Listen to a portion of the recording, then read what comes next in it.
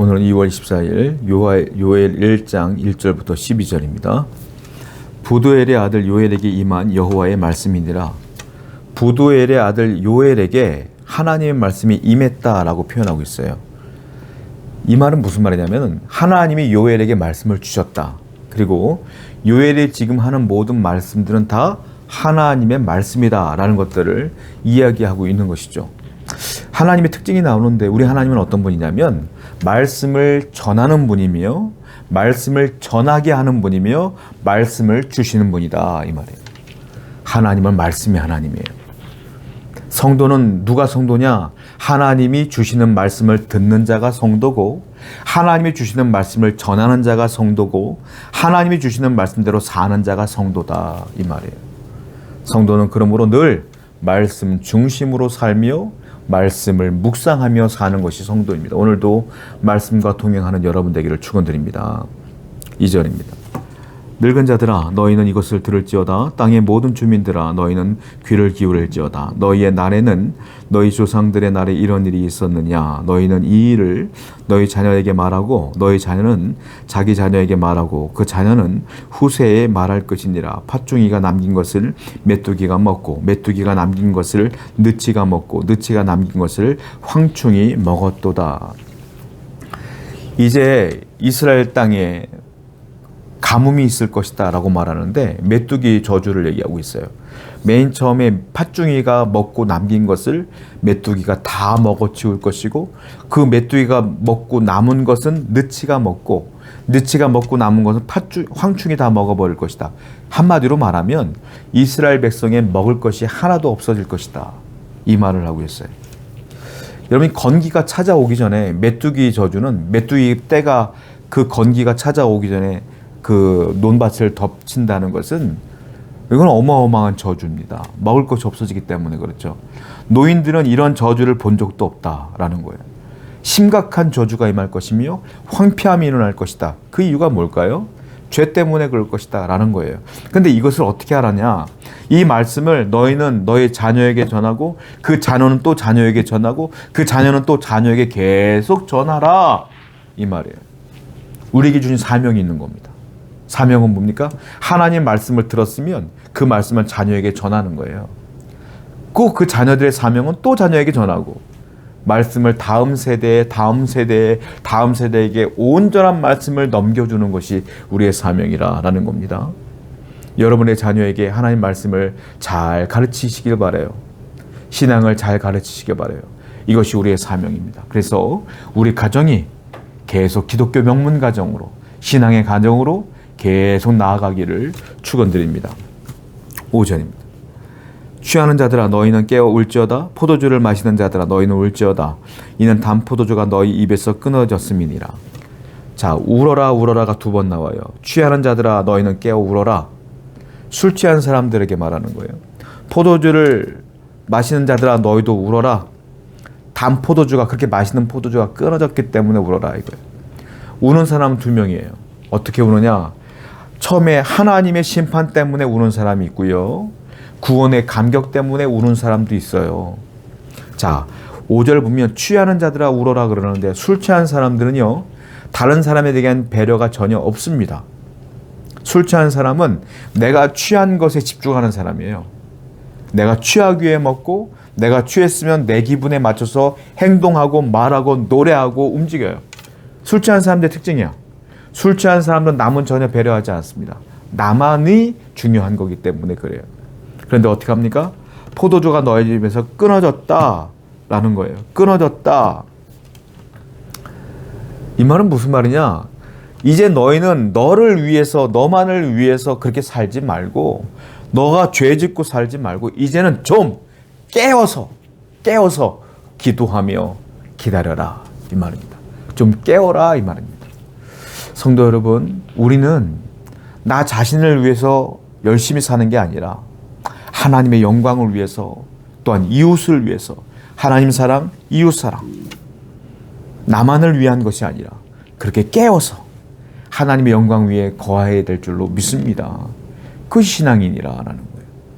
내가 지금 심판받을 만한 죄를 짓고 있는지 뒤돌아보고 그랬으면 회개하고 항상 그렇게 깨어 있는 자가 되어야 될 줄로 믿습니다. 6절입니다. 다른 한 민족이 내 땅에 올라왔음이로다. 그들은 강하고 수가 많으며 그 이빨은 사자의 이빨 같고 그 어금니는 암사자의 어금니 같도다. 그들이 내 포도나무를 멸하며 내 포도나무를 긁어 말갛게 벗겨서 버리니 그 모든 가지가 하얗게 되었도다. 12절도 볼게요. 포도나무가 시들었고 무화과나무가 말랐으며 석류나무와 대추나무와 사과나무와 밭의 모든 나무가 다 시들었으니 이러므로 사람의 즐거움이 말랐도다. 여기 보면 포도나무와 무화과나무가 나와요. 포도나무와 무화과나무가 벗겨졌고 말랐고 시들었고 가지가 하얗게 되었다. 이건 완전히 죽은 거죠. 12절 보니까 다 시들었고 열매가 하나도 없다. 그래서 사람들도 즐거움이 없다라고 말하고 있는 거예요. 계속적으로 말하고 있는 겁니다. 자, 이게 무슨 말이냐면 이 포도나무와 무화과나무는 풍요를 얘기하고 있어요.